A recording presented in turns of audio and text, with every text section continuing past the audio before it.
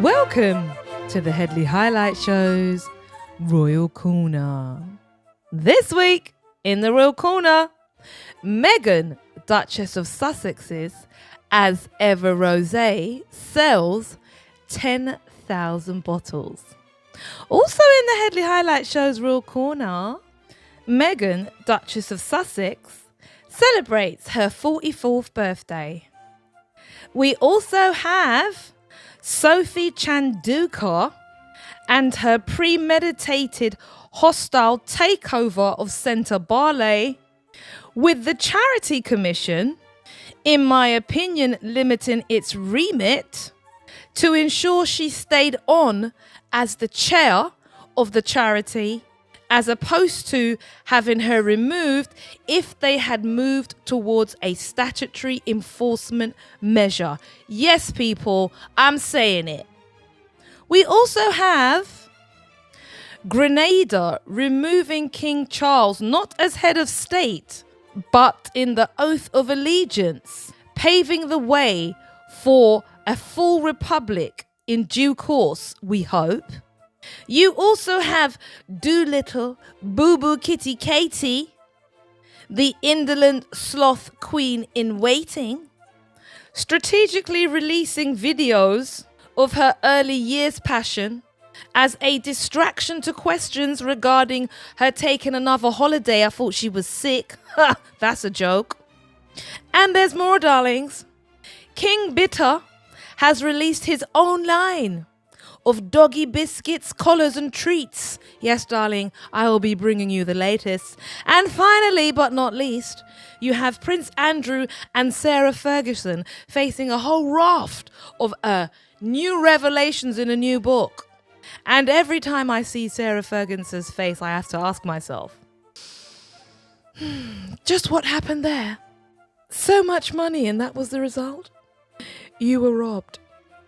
All this and more in the Headley Highlight Show's Royal Corner. So before I jump into this week's contribution, I have to say a huge, massive, gargantuan gratitude to everybody who has been jumping all over my content this week. People, you kicked it out of the park. Let me applaud you. Woo! All right. Come on. Thank you so much.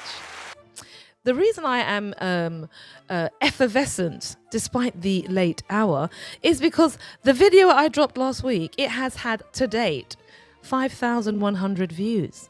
You know, it's the most viewed video, my second most viewed video on the channel since I started posting. And I really feel so happy about that. I think also the thumbnail helped as well. And also the fact that, you know, I was particularly effervescent last week. That's one way of describing it, darling. Oh, yes. So let me just say, you know, thank you to everyone who's commented and thank you to everyone who's left a like, a share. And OM Majiji, did I get some donations last week? I got 4 donations last week, people. Yes. I think it's only right and proper that I actually say a huge shout out to those people who have contributed. And I have Jerome Walters. Big gratitude to you. Thank you so much for supporting the channel. Also, Helen Joyable, she absolutely made some fantastic comments. She says, I absolutely love your style and confidence, your content. Please keep it up. I'll do my best, darling. Helen Joyable. Lorna Williams, thank you so much for your contribution last week. Twingy Tugwani, thank you so much for that beautiful contribution and your lovely comments. And Tiger Mommy, mwah, thank you so much for your continued support. I know, guys, you might not want me to shout you out, but I really want to say thank you. And if you don't want me to shout you out, just tell me somehow. But it's just so cool when somebody likes my artwork and then gives me a contribution. I mean, I've had several portions of wings and chips with your contributions, darling. Thank you. Right. Should we jump straight in? Oh my God, I got another piece of fantastic news. I have hit 1,800. All right, Denise. Yeah, come on, girl. Come on. I got another piece of fantastic news. I have also got now 1,800 subscribers. I know, it's so fantastic, isn't it? I'm really, really pleased about it. Gratitude and big thanks to everybody who's been subscribing, who's been commenting, liking and sharing. I absolutely love doing what I'm doing, and I love that you love it too, darlings. It's just fabulous. But I have not forgotten as well that one of the most important things that we have to do in the Royal Corner is Sycophant of the Week. And this week, darlings, there's a small selection for me to share with you. So let's jump straight in. My God, I've been talking for 5 minutes already. 5 minutes 21. Right. So, first article, darlings. Now, if you are a regular listener to One's podcast, you will be fully aware that I always like to start with a good news story about the Sussexes. And the good news story is that the Duchess of Sussex's wine, as ever Rosé, sold 10,000 bottles within 10 minutes. The wine was available on the Duchess's website, and it coincided also in the week of her birthday, which is always a smart move. But then again, we know that she's a commensurate entrepreneur. The vast majority of purchases were made by repeat customers, and they were buying in bulk, which is a testament to the product. And let's not forget, in the taste test, the Duchess's wine came top out of the celebrity wines that were being tasted. When the wine first dropped, let's not forget, the whole batch was sold out in 45 minutes. So once again, we're going to give our flowers to the Duchess for making her offer to those individuals who were interested in her offer as engaging, interesting, and of course, repeat selling as usual. Thank you for that, Duchess. Also in the Headley Highlight Show's Royal Corner this week, it was the Duchess's 44th birthday. And one of the things I had the pleasure of doing is being in a space with a TikTok creator called Bonnie, 8612. And she was holding a live on TikTok, and I jumped in and we had a little bit of a chat. So big shout out to you, Bonnie. Keep doing the work that you're doing, and I'm looking forward to us sitting down and having a good old chin wag. But in addition to that side note, the Duchess turned 44. We saw some really nice pictures of her. And I think what most people were, happy about is that she's effectively living her best life. And whenever my mum says to me, "Oh, Denise, I'm living my best life," I have to say this to her: living your life like it's golden, living your life like it's golden. And that's what they're doing. Also this week in the Headley Highlight Show's Royal Corner, let's chew all over this Sentebale situation. Now, before I jump into my thoughts about the Sentebale situation, I just want to express my sadness at the outcome of what's happened with this very predatory and premeditated hostile takeover of the charity. I don't believe this was an accident. I think the impact of this conduct has been damaging, not just to the children who were recipients of the good works that Sentebale was doing, but also the founding members, Prince Ciso and Prince Harry. Prince Harry actually put £1 million worth of money from spare into Sentebale, which Miss Chandauka is in the process of eating. Metaphorically speaking, of course, in my opinion. He was playing polo matches. I mean, he actually sweated tears, blood, and possibly injury so that the charity could move in the direction it's moved in. So now that I've done my lament, I just want to jump straight into my thoughts. So Sophie Chandauka and her premeditated hostile takeover of Sentebale, with the Charity Commission, in my opinion, limiting the scope of its remit to ensure she stayed on as chair as opposed to having her removed if they had moved for what was called a statutory enforcement measure, is the reason why I think this was a stitch up. First of all, the Charity Commission found that there was no evidence with the trustee board or with Harry of wrongdoing in the form of misogyny, and bullying and harassment. These were the allegations that Miss Chandauka levelled at every opportunity she had. She was doing the media tour, being used, in my opinion, which is even more shameful as another black woman to another black woman, being used so that she could spread poisonous allegations about the prince on a mainstream platform, damaging not only his reputation or attempting to damage his reputation, but also to damage the reputation of Sentebale, a charity with 19 years of investment from Prince Harry and Prince Ciso. It's my understanding that when the difficulties arose, Prince Harry was trying to mediate and his lawyers were trying to create an opportunity for some sort of, space for her to resign because all the trustees had lost faith in her. Let's not forget what the foundation of that was. It was financial mismanagement, which Miss Chandauka has a history of. And before that could conclude, she ran to the Charity Commission. The Charity Commission that's based in the UK, which is part of the establishment, whether you like it or not. And which, I think it was in 2021, cleared King Charles's trust at the time of any wrongdoing in the Cash for Honours scandal. I'll get back to that in a bit.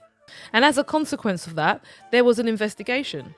The Charity Commission opened what's called a regulatory compliance case. And this was in direct response to the issues raised by Miss Chandauka, not by the trustee board or by the patrons. And that's very important because the basis of her allegations have been disproven.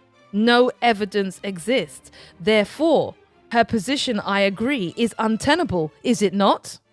The Charity Commission cited weak internal governance and ensured that an action plan, or their recommendation was an action plan, be implemented. And while the Commission didn't find wrongdoing, they flagged important governance issues that now require attention, hence the action plan I just spoke about. They include improving internal dispute resolution processes, clarifying trustee responsibilities and boundaries, and strengthening governance structures. However, the Charity Commission fell short of having what's called a statutory enforcement invoked. Instead, they have something called regulatory scrutiny, where the Commission is actively monitoring Sentebale, and trustees report back on progress, leaving the onus on the same individuals who were everybody resigned from in charge and in place. Do you think that was coincidence? I don't, darlings. No, I don't. Absolutely not. And if problems persist, stronger action to follow. So basically it's move along. We've adjudicated on partial bits of it, but not the full amount. Why didn't they go for a statutory enforcement? Let's not forget, Prince Harry had no opportunity to give evidence to the investigation. What about the rest of the trustees? Were they also not involved in it? Because that would be interesting, given that they all resigned as a consequence of questions they had in relation to Miss Chandauka's conduct. If a statutory enforcement measure had been invoked, then other opportunities could have been levelled to actually get the charity away from those individuals who were seen by the trustees and the patron as to be dragging it into the mud and looting the pennies and looting all of the money out of it, which is clearly what's taking place if you had 2 ounces of sense. Statutory enforcement is used in the following circumstances: when there is misconduct or mismanagement. Well, if you didn't investigate it, you're not going to have a look. Where there's serious risk to the charity's assets and beneficiaries. Well, that's, as far as I'm concerned, it meets that criteria, because apparently quite a lot of the funds have been paid in consultants and the beneficiaries, the children, no longer are receiving the benefit. Statutory enforcements are also used to refuse when trustees refuse to cooperate, which is what happened, or follow non-statutory advice. Well, all of those conditions were met, Charity Commission. How come you didn't go for statutory enforcement? Instead, you went for regulatory compliance. And the reason I'm saying that is because if they'd gone for the stronger arm or the stronger tool in the toolkit, I don't think Miss Chandauka could still have remained in post. Under a statutory enforcement, you can remove trustees and senior staff, you can freeze and restrict charity bank accounts, you can appoint an interim manager, and you can issue official directions or orders. How come none of that was taken up? You can also compel cooperation, and you can also refer to the police and other regulatory bodies. So I'll leave that with you in terms of what you actually thought and how this whole thing was working. Let's not forget they've only got 2 trustees left on the board. It's not even quorate when they have a meeting. And then to boot, in order to defend her position, Miss Chandauka invokes the memories of Prince Harry's mother and Prince Siso's mother. She has that on her lips in her defense. Can't you see the energy of this woman has been corrupted and captured by individuals who mean no good to the Sussexes? Exactly. Don't worry, things have a way of working themselves out, my dear. As my mum says, when you're digging two holes, when you're digging a hole for people, yeah, you need to dig two. One for yourself and one for the person that you're hoping will fall in it. So that's my 2 pence on that, darlings. It was a very long one and it was quite a serious one because it was a quite serious matter. Let's move along swiftly to something a little lighter, darlings. Right. Allow me to share some fabulous news with you about Grenada. Before I do that, darlings, I feel that I need to lift my spirits after that whole Sophie Chandauka episode. I want to jump straight over to Sycophant of the Week. And once complete, I'll jump straight back to the Grenada good news story for you, darlings. So, this week's contender for Sycophant of the Week is Simon Perry. Come in, Simon! Take a seat. Simon Perry writes for MSN News, and he is reporting on how Kate Middleton has interrupted her summer vacation for a key project of her royal life. Simon, don't have any crisps, and that rosé, as ever, don't even think about putting your dry, crispy lips on it. Thank you, Simon. Take a seat. Simon Perry from People magazine, come in. Take a seat. You are a contender this week for Sycophant of the Week. Thank you, Simon. Right.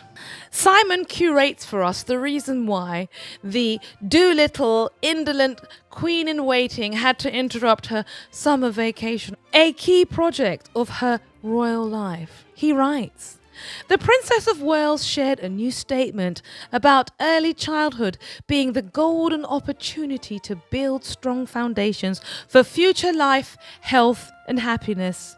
She currently is residing on a boat, like I said last week, that could house all of the migrants Nigel Farage and all Reform voters are so afraid of.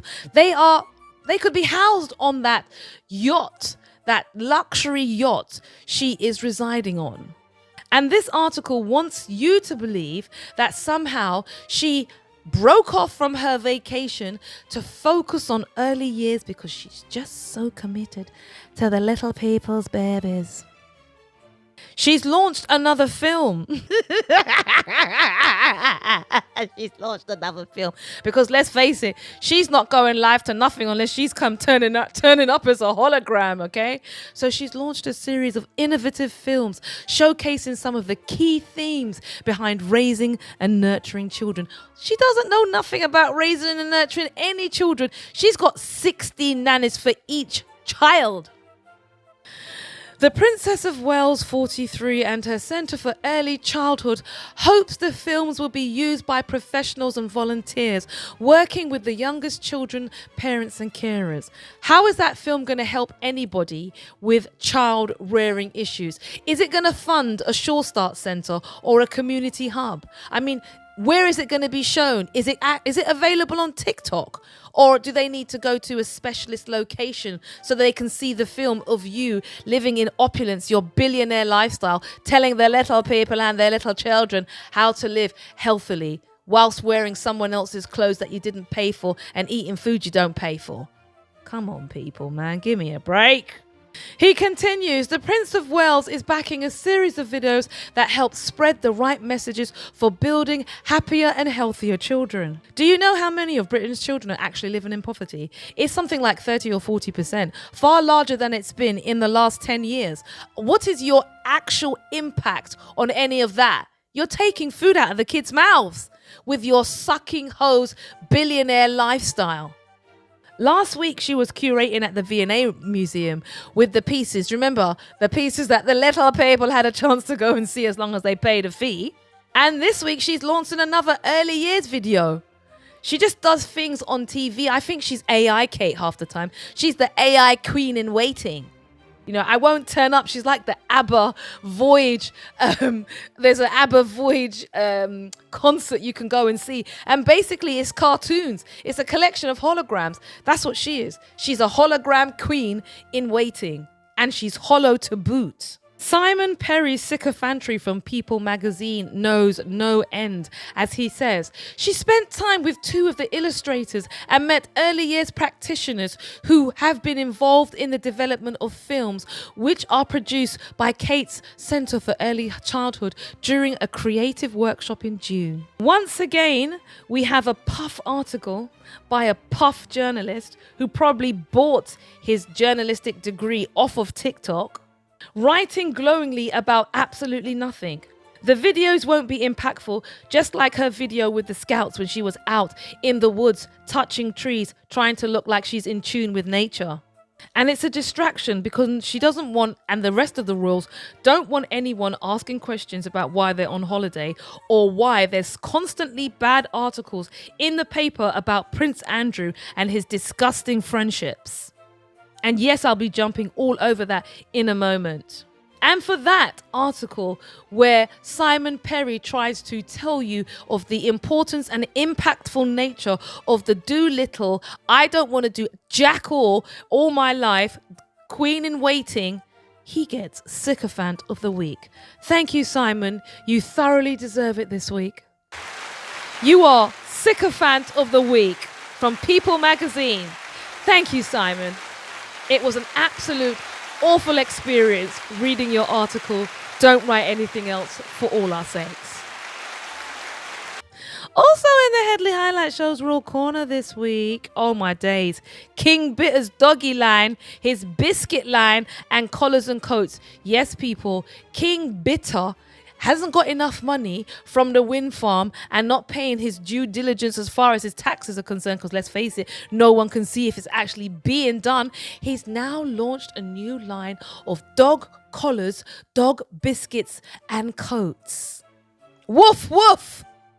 While I was looking for this article, I've come across another contender for Sycophant of the Week.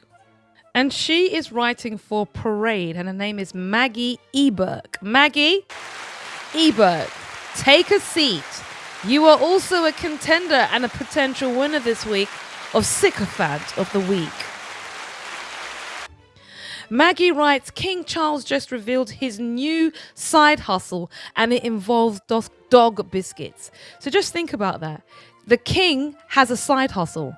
One of the richest people in the country has a side hustle, and you're describing him generating an additional income stream for himself as a side hustle, when in fact it is a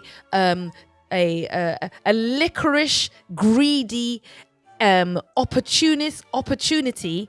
Yeah, for him to make more money based on his contacts, based on his position, without any questioning how beneficial that is to the rest of the nation, who he's supposed to be the leader for. And just for that alone, Maggie, you're going to get another clap.